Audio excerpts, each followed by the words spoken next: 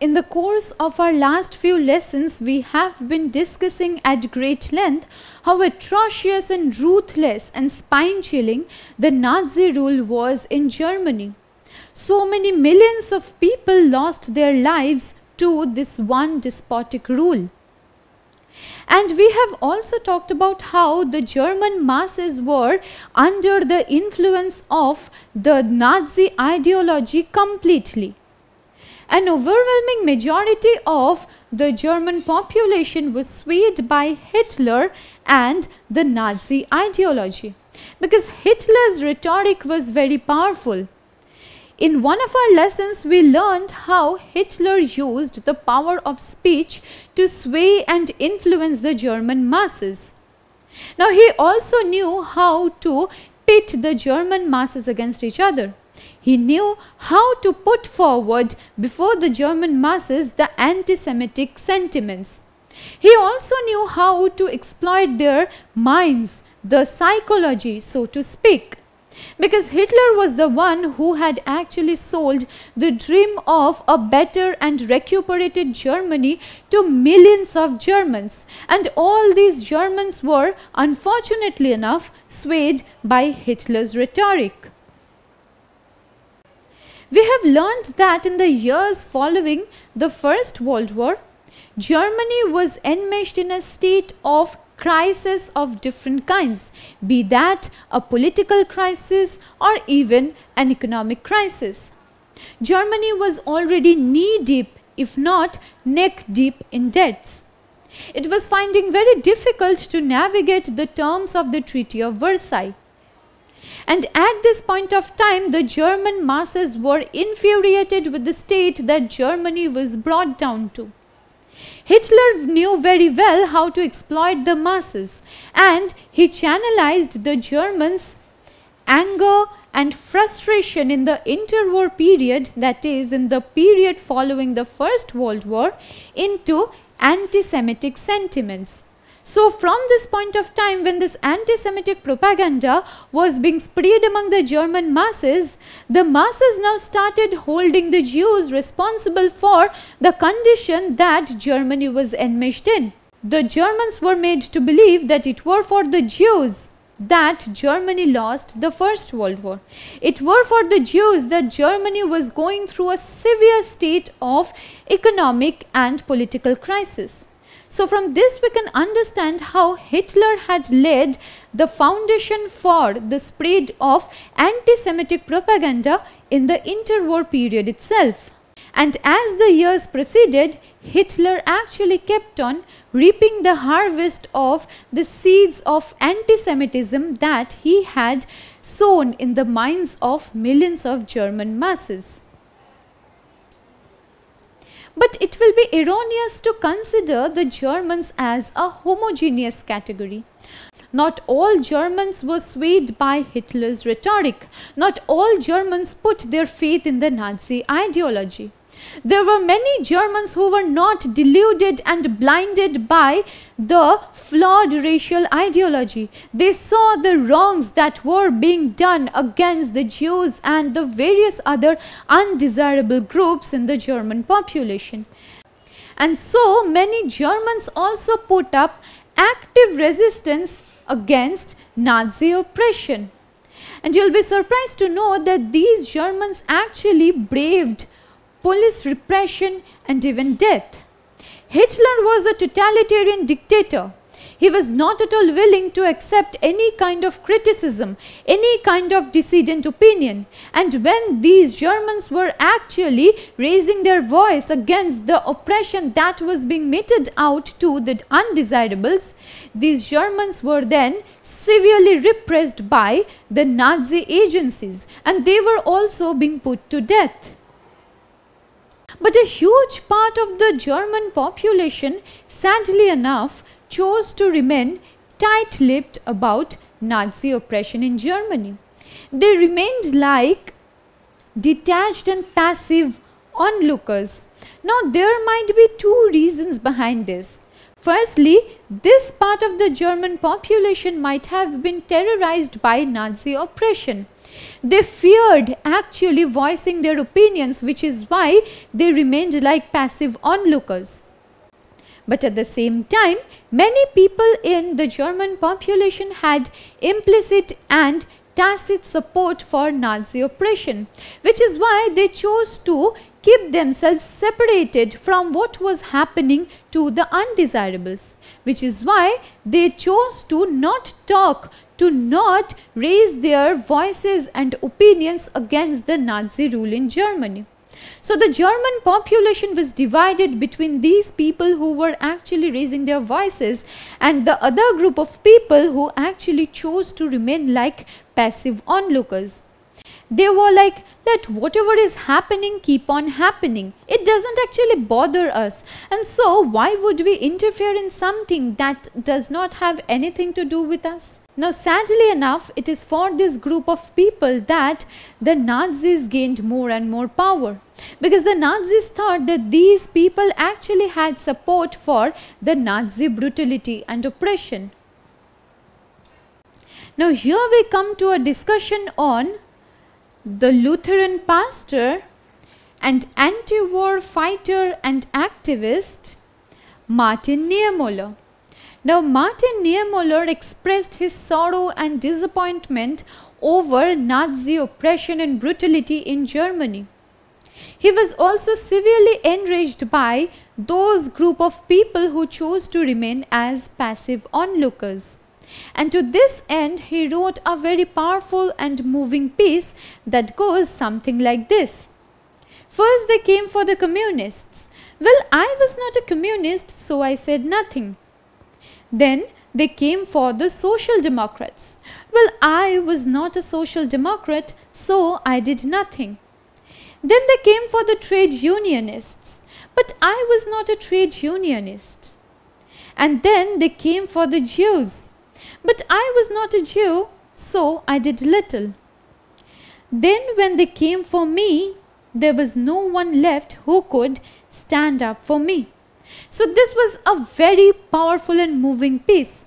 Here we see his frustration and resentment against those passive onlookers.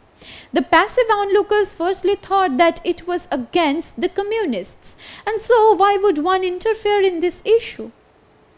Then it was against the social democrats. Well, if I am not a social democrat, why would I want to meddle in this affair? And then it was against the trade unionists. Well, I am not a trade unionist as well. Then it was against the Jews, but I am not a Jew either.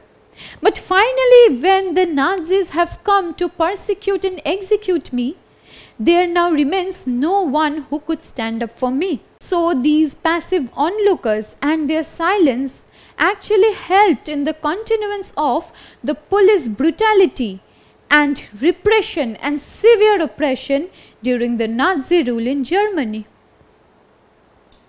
Now all this while we looked at the responses that diverse sections of the German population had to the Nazi oppression and brutality. Now let us take into account how the Jews were feeling. Needless to mention, they were the worst persecuted group in Nazi Germany. They had to give up all their property. Their houses, their synagogues were burnt, and then they were made to live in the ghettos. And in the ghettos they were worked to death. But the worst came in the form of death in the gas chambers and the extermination camps. Now while we talk about the responses of the Jews, let us now make a brief mention of the Jewish journalist Charlotte Barrett. In her very famous book by the name of The Third Reich of Dreams, she recorded the Jews' horror and trauma of being constantly stereotyped and vilified in Nazi Germany. She said that after a point of time, the Jews started believing that they were racially inferior. We have learned how the master race theory was propounded, and according to the master race theory, it were the German Aryans who had the most desirable facial and physical characteristics. So after a point of time, the Jews started believing that probably their nose were crooked, Probably they were racially inferior. Probably they were not to live with the Germans. So this is how the stereotypes of being a Jew in the Nazi Germany actually haunted them. So much so that she recorded that even in their dreams, the Jews were actually haunted by this horror, this trauma of being a Jew in Nazi Germany, to be specific. That is to say, the Jews died many deaths even before they reached the extermination camps. Before proceeding with this lesson, let me ask you a question. Who wrote the famous book, The Third Reich of Dreams, that records the horror and trauma suffered by the Jews in Nazi Germany? Was it written by Hannah Arendt, Anne Frank, Bertolt Brecht, or Charlotte Barrett? Well, the correct answer is Charlotte Barrett. She wrote this very famous book, but disconcerting as well, The Third Reich of Dreams. And this now tells us about the horror and trauma that was inflicted on the Jews simply on account of being a Jew in Nazi Germany. But we've learned how the Nazis used language and media to propagate their own ideas, to propagate the anti-Semitic propaganda. And in this regard, it is actually needless to mention that media was severely controlled and regulated by the Nazi Germanies. But people could not be held back for long. And towards the last years of Nazi rule in Germany, information about what was happening in Germany to the Jews and the undesirables was actually trickling out. But it is finally with the end of the Second World War and the end of the Nazi regime that this horror called the Holocaust actually reached the world. The world was now filled with terror and horror with what had happened to the Jews, the Slavs, the Russians, the undesirables in Nazi Germany. Now, when the Poles, the Russians, the Jews, the undesirables, so to speak, were sent to live in the ghettos in the concentration camps, they now wanted the world to know what was happening in Germany. The world till this point of time did not know what was happening in Germany. This is because media was severely controlled and regulated. All the information that pervaded the Nazi Germany was anti-Semitic propaganda. Now, these people who were deemed the undesirables, the criminals, and sent to live in the ghettos and concentration camps took it upon themselves to let the world know the harsh and brutal treatment that was being meted out to them. And so, many inhabitants of the ghettos and camps wrote diaries, letters, journals. They even kept notebooks that recorded what was happening to them in the ghettos and concentration camps. But towards the last years of the Nazi rule in Germany, the Nazi party was actually aware that it was not going to last for long. Which is why most of these records, which actually could have given us access to what was happening in the ghettos and concentration camps to the undesirables, were actually incinerated and burnt by the Nazi officials. But this is not to say that we do not have access to anything that was happening in the ghettos and the camps to the inhabitants and the undesirables. This is because the Ringelblum archive has been recovered from a Warsaw ghetto in 1950. So this happened after the end of the Second World War, after the Nazi rule in Germany had come to an end. Now, what is this Ringelblum archive? This Ringelblum archive is a collection of documents on the Nazi rule and life in the ghettos. So the inhabitants in this Warsaw ghetto kept on writing journals, letters, diaries, notebooks, and these recorded the horrible treatment that was being meted out to them. And these things were then kept in milk cans, because they knew that if the Nazi officials got access to their records, then those would be destroyed by them. And so over the years, these milk cans were buried deep in the cellars. And it is only through a process of excavation in 1950 that the Ringelblum archive has been recovered. Now, the Ringelblum archive is now a part of the collection on Holocaust in the Jewish Historical Institute. This series of lessons on Nazism and the life and rule of Hitler helped us understand the repercussions of totalitarian dictatorship in any country, in any territory. We learned how so many millions of people lost their lives to the Nazi dictatorial regime in Germany. And the horror and trauma that these people went through are now recorded in the pages of history. So history has been witness to one of the most brutal phases, and that was the Holocaust. The Holocaust costed the lives of so many people who were actually innocent, who had nothing to do, who were simply exterminated on account of being born a Jew, a Pole, a slave, or even a Russian, a communist, or an abnormal in the German society.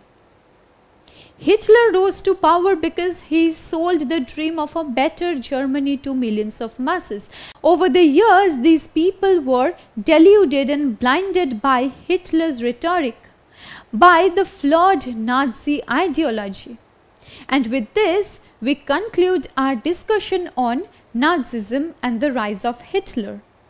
Don't forget to subscribe to our channel and hit the bell icon. You can also register for free at DeltaStep.com or download the DeltaStep app to learn one-to-one with our amazing teachers, or to get access to all our 5,000 plus amazing videos as per your school syllabus.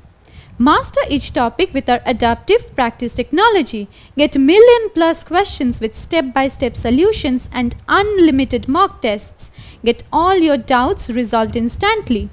Learn via games and win amazing prizes like PlayStations and iPads. So at DeltaStep, learning is not just fun and easy, it's rewarding too. So register for free now.